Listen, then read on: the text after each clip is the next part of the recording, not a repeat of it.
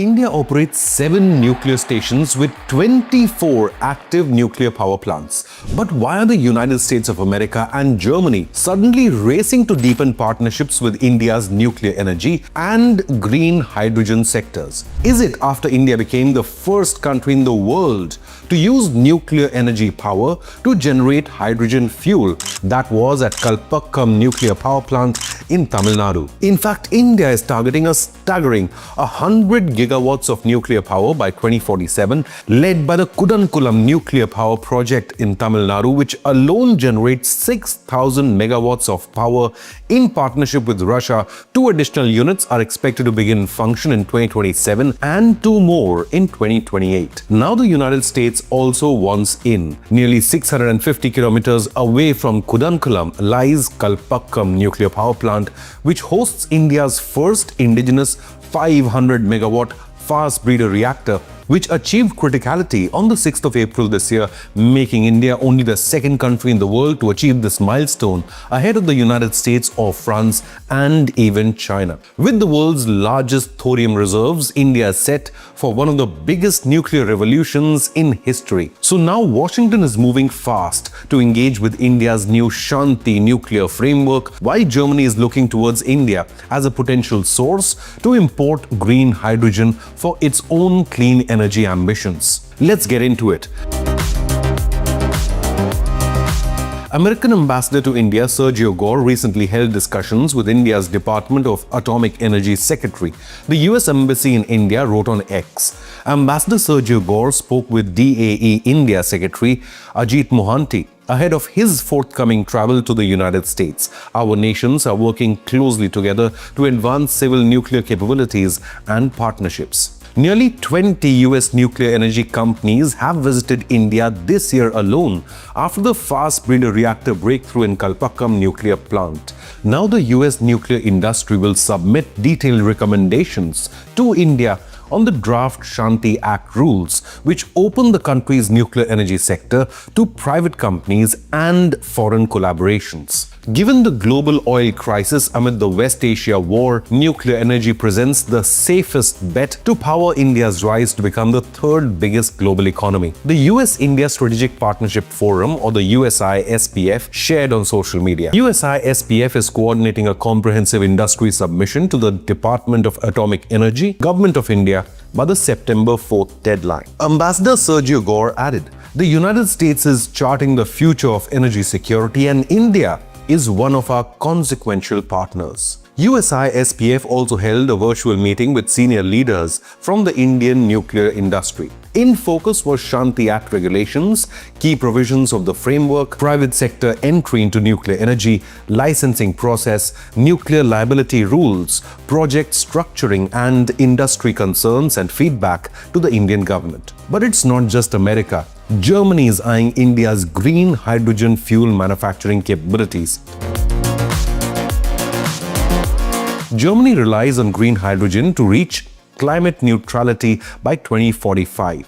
German Charge d'Affaires in India, George Enzweiler, stated, "India has the resources to produce green hydrogen which we could buy to cover our energy needs back home and not be dependent on procuring fossil fuels." India commissioned the world's first hydrogen fuel production facility that uses nuclear process heat instead of electricity to split water into clean hydrogen fuel and oxygen. The facility is situated in Indira Gandhi Center for Atomic Research, or IGCAR, in Kalpakkam, Tamil Nadu. Our news report on India-Pakistan tensions was ranking among the top 5 in Google News videos. I am Shobhit Mittal. Do subscribe to InConnect News for the most informative news content. In fact, Germany has pledged over 1 billion euros to green and sustainable projects in India. German Charge d'Affaires has offered to bring German industrial and technological expertise to strengthen and expand India's clean energy production. India has now moved from observer to full partner in the H2Global, Germany's hydrogen auction mechanism. Solar Energy Corporation of India Limited is now running joint hydrogen derivative auctions with Germany, and similar tie-ups are lined up next with the Netherlands and Japan. In a major hydrogen push, the Indian government has allocated 30,000 tons a year of green hydrogen capacity across Indian Oil, BPCL, HPCL, and Numaligarh. In simple terms, private companies will build the plants and supply these refineries with hydrogen, which is made using renewable energy, replacing the fossil fuel-based hydrogen they currently use. So this is not just about producing green hydrogen, it puts clean hydrogen directly into existing industrial operations. This isn't a future promise, it's hydrogen going into real factories right now. India's atomic agency, the BARC, is building a small reactor specially designed for making hydrogen fuel. And here's why that matters. To manufacture green hydrogen, you either use electricity or still need solar or wind power, but the sun eventually sets and the wind eventually stops. A nuclear reactor does not. It runs 24 hours a day, every day, throughout the year. Pair a nuclear reactor with hydrogen production and you get steady, round-the-clock clean hydrogen fuel with no storage headaches and no gaps. And this clean hydrogen fuel will soon power some of India's biggest project. Just in July 2026, India actually launched its first hydrogen-powered train in Haryana. So why is everyone, Germany, Japan, the Netherlands, United Kingdom and the United States suddenly rushing to partner India? All these countries need massive amounts of clean hydrogen to meet their own climate goals, but producing it affordably at home is difficult for them. But the fast breeder reactor breakthrough by Indian scientists suddenly makes it possible and viable.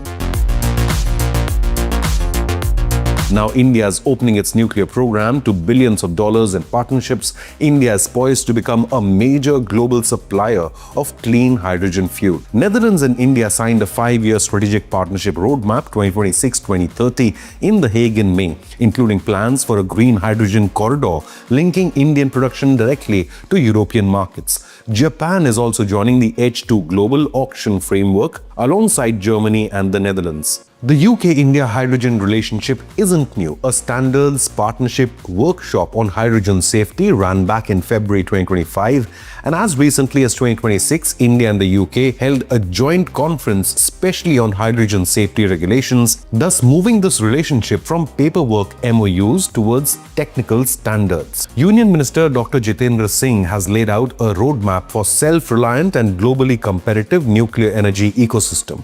The headline numbers being 100 gigawatts of nuclear capacity as soon as 2047, up from 8.9% currently, which means a 10-fold jump. This plan has two parts. Part 1, build big 700 megawatts or more reactors on fresh new sites. Part 2 is to fit small modular reactors or SMRs to power industries. This means older coal plants, factories and remote areas will host small modular reactors using existing grids and cooling infrastructure to replace coal power with cleaner nuclear power. But why this bet on small modular reactors? Now, SMRs are mini nuclear power plants. They are smaller, easier to deploy, and able to bring steady electricity. The nuclear energy mission announced in 2025-26 budget with 20,000 crore behind it has one aggressive target: at least 5 indigenous small modular reactors operational by 2033. Now the BARC is building 2 of its own designs, a 220 megawatt BSMR 200 and the 55 megawatt SMR 55 with Tarapur in Maharashtra already cleared as the site.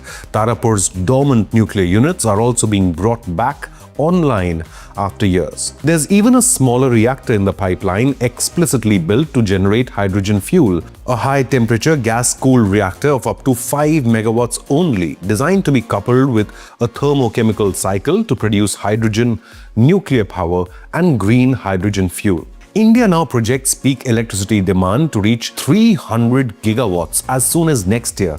India already produces 18 to 20 times more power than its failed neighbor Pakistan, which got independence at the same time. Mega corporations Vedanta, Adani, Tata Power and Reliance Industries are all now actively positioning themselves for India's nuclear future. But what do you believe? Will nuclear energy power India's rise to become the world's third biggest economy?